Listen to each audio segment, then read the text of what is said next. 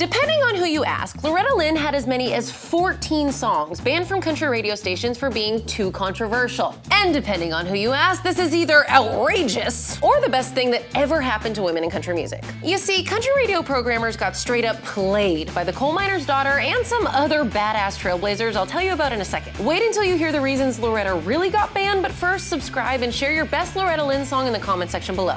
I've always been a Fist City kind of gal myself.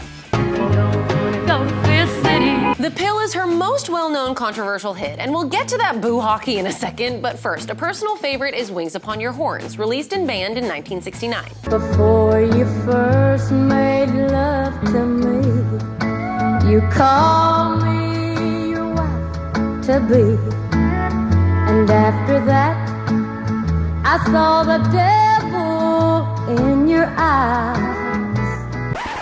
Let's stop it right there and explore the subcontext of this moment, shall we? Loretta is standing in front of a ramshackle cabin, wearing a house dress, singing about a no-good jerk who said he loved her, got what he really wanted, and then moved on to the Kardashian down the street. Apparently, in 1969, women couldn't be mad about being thrown away like spoiled milk, but it's fine. I'm fine.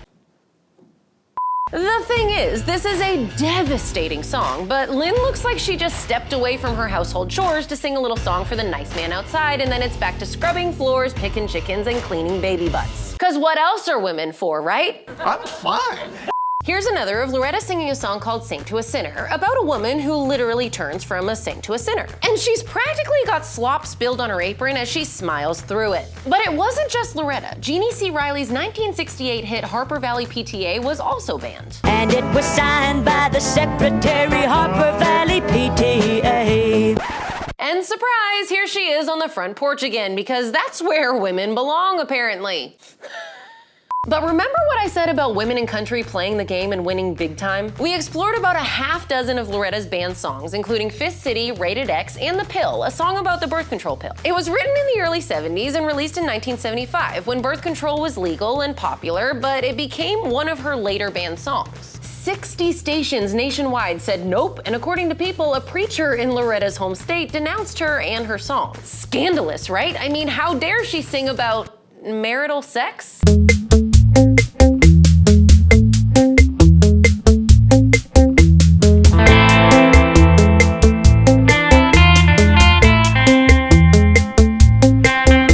In 1975, Loretta had been married for dang near 30 years, and she'd had practically a kid for every finger on her right and left hand. This isn't a song about a woman throwing it all around town. She's a married woman excited to have a little fun. God forbid. Loretta told People she'd have taken the pill like popcorn if she had it, which is just another reason why I love her. But the country establishment heard it and was like, how dare a woman sing about her own wants and needs? Inconceivable! In an interview with Playgirl magazine, Loretta said, quote, "You know, I sung it 3 times at the Grand Ole Opry one night, and I found out a week later that the Grand Ole Opry had a 3-hour meeting, and they weren't going to let me sing it. If they hadn't let me sing the song, I'd have told them to shove the Grand Ole Opry." Here's the thing, it clearly wasn't a content issue because men were singing about much more controversial topics and getting away with it. Episode 2 of Season 1 of the Cocaine and Rhinestones podcast is a must listen on this topic, and I link to it in the description below. Abortion songs, no big deal, but a woman taking control of her own body?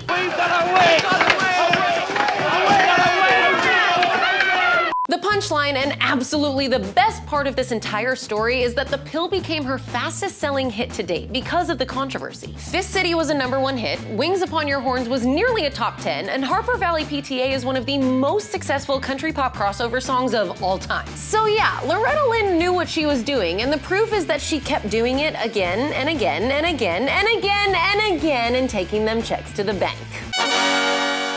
If only there was a modern example of an institution creating controversy by banning a song, but by doing so making it the biggest hit of the year. Can't nobody tell me nothing. Thanks for watching, you guys. As I'm sure you can tell, I'm a little fired up today, so I'm gonna go pour myself a glass of wine and blast Fist City on repeat. Click to subscribe, and then I'll see you again next week for another episode of The Secret History of Country Music.